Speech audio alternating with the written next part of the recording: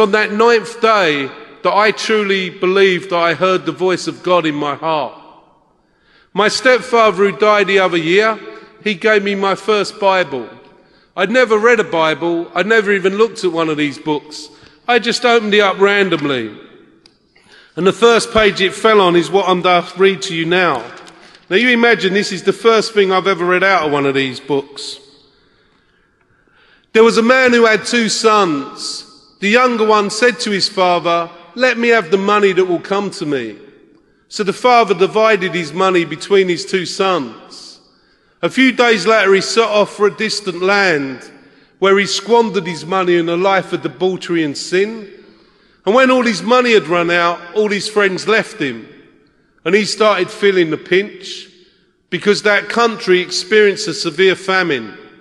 So he hired himself out to a pig farmer, and he would have quite happily ate the pig food, but no one would give him any. Then coming to his senses, he said, "How many of my father's hired hands have all the food they can eat and more? And here I am starving to death. I go back to my father and say, 'Father, I've sinned against heaven and against you. I no longer deserve to be called your son. Treat me like a servant.'" So with this thought in mind, he sets off. But while he's still a long way away, his father's out searching for him. He runs to his son, clasps him in his arms and kisses him. He says, "Father, I've sinned against heaven and against you. I no longer deserve to be called your son." But the father said to his servant, "Quick, bring out the best robe and put it on him. Put a ring on his finger and sandals on his feet. Kill the calf that we've been fattening, for we will celebrate. For this son of mine was dead, and he's alive again. He was lost and is found." And they began to celebrate. As I read that story, I knew it was me. I knew everything I'd taken from God I had just wasted. And I also realised in the same way that he was starving, I was starving. Now, I wasn't starving for food, and my money hadn't run out. But do you know, whatever mask we wear in life to win people's affirmation, when we're on our own, there's no one to impress, is there? We can be who we really are. That's who I was starving to be loved for, because I'd spent my whole life pretending to be someone I wasn't. Do you know, there was a famous evangelist, and he read about St. Francis, and he was very impressed with St. Francis. So he said to his wife one day, "I'm going off to the mountains, and I'm going to fast, and I'm going to pray for several weeks, and you're not going to see me." And she looked at him and she said, "You're going to fast?"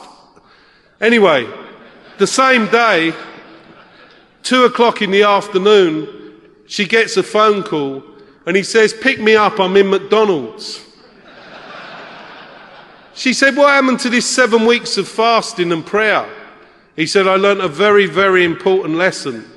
My name's not St. Francis of Assisi."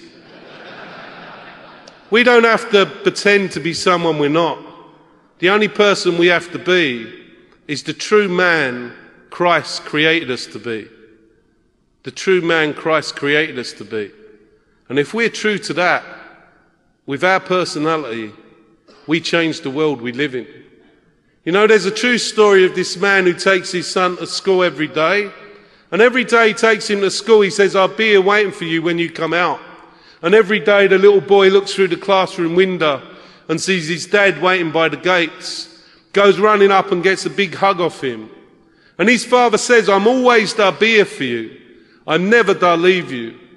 Well, on this one day there was a massive earthquake. I'm sure we all saw it on the TV and read about it in the newspapers. And by the time this father gets to the school's a mass of rubble. And there, buried underneath the rubble, are all the kids. Well, his father starts pulling off the stones one by one. And some of the villagers help him, but most of them say, "They're all dead, you're wasting your time." Well, after 24 hours of this father's hands cut to bits by the stones, everyone gives up. But he carries on searching, fighting back the tears and calling out his son's name. After 36 hours, he hears a whimpering sound, and he calls out Ahmed. And he hears the words, "Papa, Papa." And as he removes these last few stones, half the kids are still alive.